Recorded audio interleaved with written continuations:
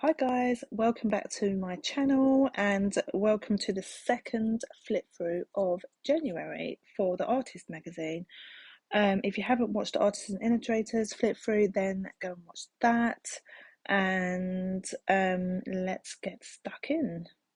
So let's have a look at what we've got for January. Letters from the editor. Some exhibitions. Like I said, like I usually say, obviously due to COVID, if you do want to visit any exhibitions or anything like that, always check the details before you leave, because you just don't know whether it's still going ahead or not. Also, remember to take your mask and hand sanitizer and be safe. So yes, I haven't been to anything like that for a long time, but I would like to go, because I don't live too far from London, like central London, and I'd have been to the art museum up there, near Charing Cross. Literally you cross over from Charing Cross station, and there's an art museum over there. There's an art shop there. It's great, all the art. So I wouldn't mind. And I used to work up there, so I used to be able to go down there and do those things all the time. But obviously, since I haven't been working up in London anymore for the past 3 years, I haven't really been to anything like that. So it would be fun to go when things kind of settle down a bit. That's just an ad. Emails. It's webinars. There's some webinar stuff as well. Don't miss the online painting demonstrations. There's still time to book for our live webinars with watercolour artist Liz Chedderton. So I suppose a lot of places are doing like online events as well. So it'd be good to check out any online events. They should put like online events as well, so that we know. Right, mini picture show. News. There's a lot of crap at the beginning of this. Artist People's Choice Awards. That's a nice piece of art.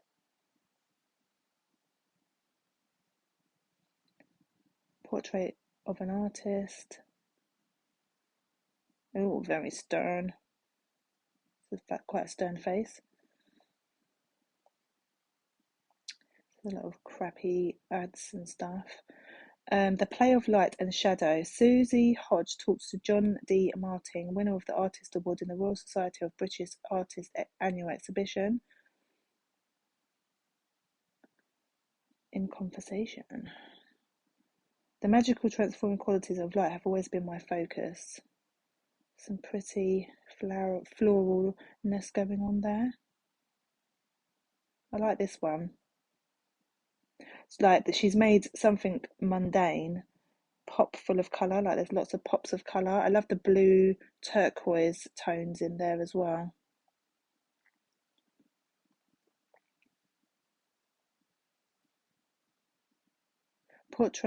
Paint portraits with palette knives.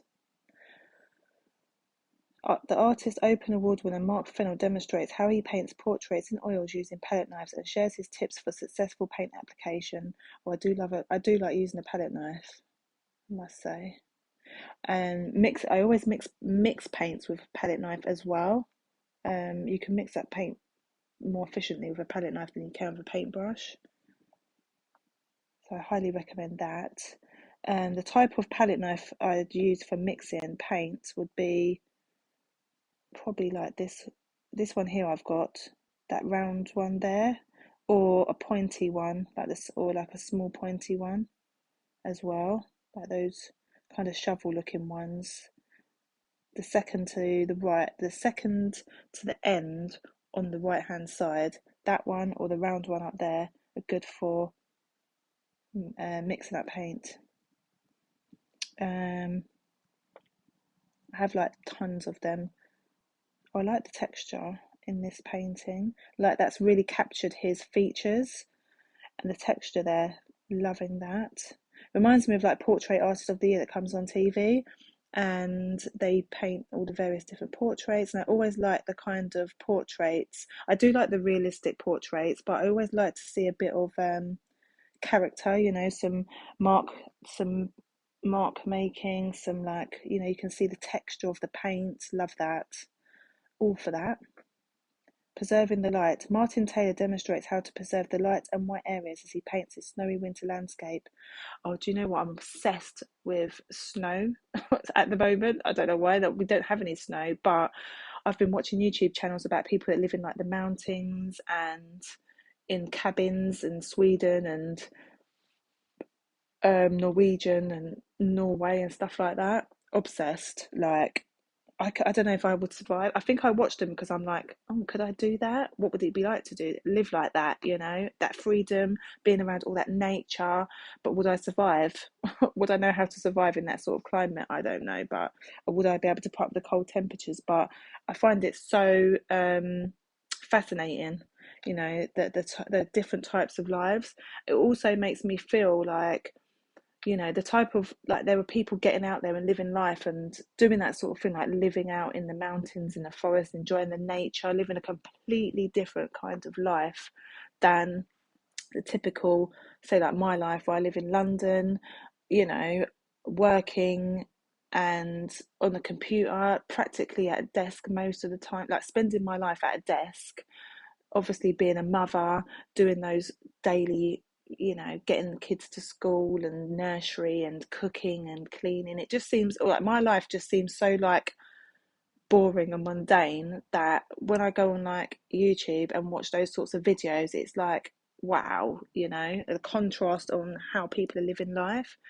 So yeah, it just makes me feel like getting out into nature and doing more with life is so important, because life is so short.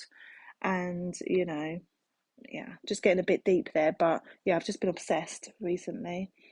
But there will come a time when, you know, kids are older, you know, there's more freedom, we can go and do these things. Maybe I might visit a place like that just to see what it's like. I'd love to do that maybe later on down the line when, you know, I have more of a freer kind of lifestyle, um and less, basically when I have less responsibilities. I'd like to venture out more into the world and enjoy life's experiences, you know. So for now, we just got to do what we can, like doing the annual Cyprus trip and other centre parks and those sorts of trips, really. I think family friendly stuff for now. But anyway, back to the magazine. Like this, look at that. Like literally obsessed. Like, I'd love to paint a snowy Christmas scene, like, but I never do. Like, I always think, oh, I'd love to paint like a real snowy kind of Christmassy, warm, cozy scene, but I've never attempted to do it. But I'd love to. So I suppose tutorials like this, I could do to. It'll be a challenge to do. Maybe to try out a tutorial like this. That will challenge me. I need to be challenged, I think.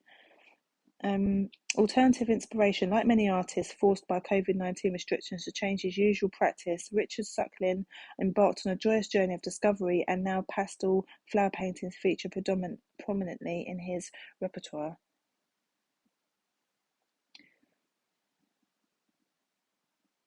Very pretty. Loving those. Nice and colourful. Look at that. With the mark making.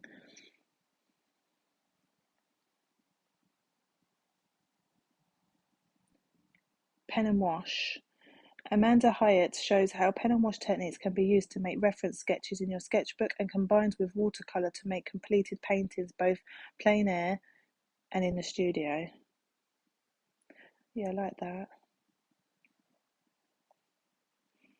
Amanda's top 10 tips for pen and wash. I'm not going to go through the top tips, but they're there. Oh, look at that. That's interesting. Look at that elephant. Diwali.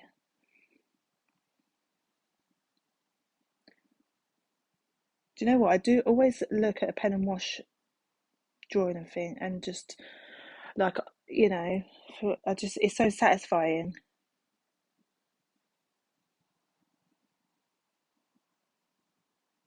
I think they're so satisfying to do and they're so satisfying to look at. Like pen and wash is a good basic place to kind of start with, like if you want to start to have more of like an illustration kind of work, Get back to basics. Julie Collins begins a new series in which she considers some common painting problems. This month she looks at how to get started again when you've run out of ideas, with some suggestions of ways to find inspiration. I think I've said this before, like one of one things I like to do, which I don't actually show. I could probably do a video on that as well. Is like going out and taking some pictures, like going on a walk and taking some pictures of like flowers and different things and scenery, and then bringing them back and then making some sketches or drawings and paintings of those things. I mean, that could be a good video to do, maybe to show how to get inspiration just by going on a walk. And I base it, and then in my phone, those pictures, I create a folder in my albums on my phone, which I call it inspiration, and I put all the pictures that I take on these walks and things and save them in there, so they're there ready to paint and draw. And it's original ideas as well. Like, you're not copying anybody, you're not using anyone else's ideas, you've created your own ideas. Even going in your own garden, like every spring and summer I go out in my garden and I take loads of pictures of all the flowers and things. But I'm lucky to have quite a big garden, and it's full of all different flowers and things, which were planted previous to us, but we haven't done anything. They just, every year, we've been here for like 3 years, so we get a full bloom of flowers. There's apple trees, there's berry tree in the garden, like there's all different things. And I go out there and I take loads of pictures of all the different things. Like if I find something that's pretty, save them in that same album. So even using your own garden for inspiration is good as well. Keep a visual diary. I like that as well. If you commit to keeping a visual diary each day, it will get you into the habit of doing your art. This doesn't have to be arduous and need only take around 15-20 minutes.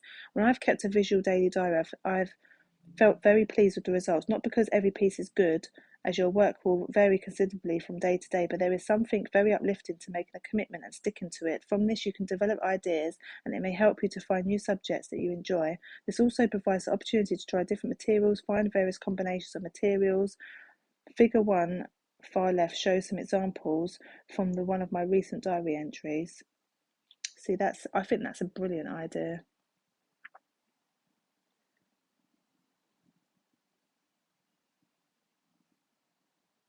So that's just that. Tops tips for entering art competitions. Then there's a list of competitions. Dog portraits in acrylics.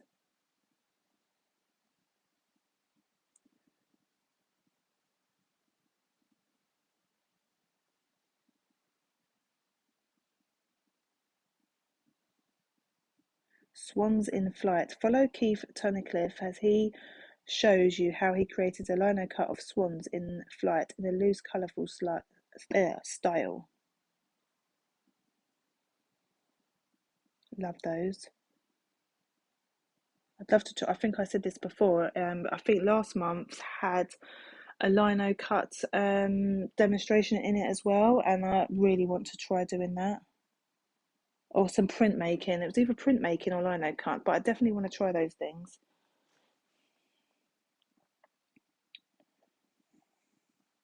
And yeah, it looks quite. I'm just looking at the cutting here that he was doing. Yeah, love to try that out. But I like how it's all come out. Look at that.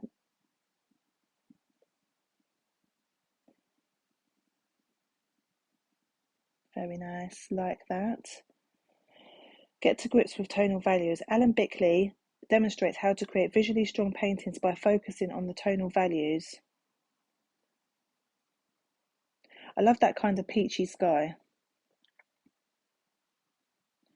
That's nice. That view.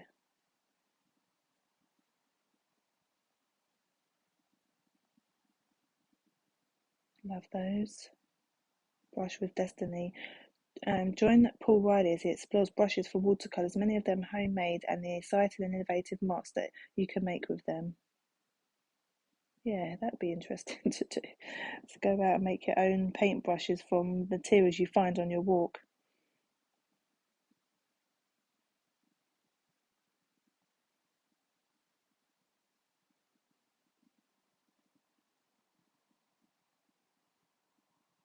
A guide to drawing with pen and ink.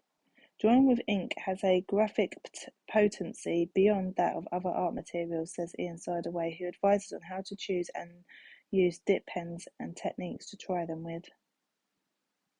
Yeah, I do have some dip pen and ink. I have various inks and I keep meaning to use them, but they're just sitting there looking pretty in their cute little bottles. I do, to be honest, I do like looking at them, just having the cute bottles of little ink there, but I do need to actually use them. I have done some ink on my Instagram page. I think when you scroll to the bottom, there's some pen and ink drawings I've done at the bottom. I don't know if I've taken them off or not, or they're there. They should be there, but they were pen and ink like this, and I was quite pleased with the result of them, and it was they're quite fun. It's quite fun to use pen and ink actually. So my Instagram is at 75 Art Street if you want to go and follow me there. I post quite regularly on there, well, as often as I can, if there's anything to post. Making a collage of the landscape. Sky Landscape Artist of the Year contestant Rosemary Firth shows how to use collage to create landscape scenes from photographs.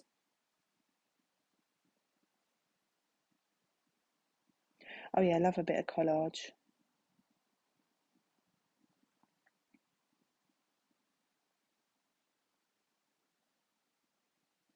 A Change in View. Be inspired to paint Plein Air by Jeff Hunt and the Wapping group of artists as they celebrate their 75th year with the publication of a new book documenting all aspects of painting outdoors.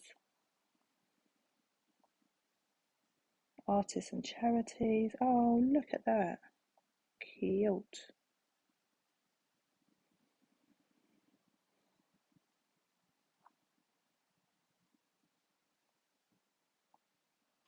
I think that's it. Yep. So thank you for watching this video and join me in my next video. See you then. Bye.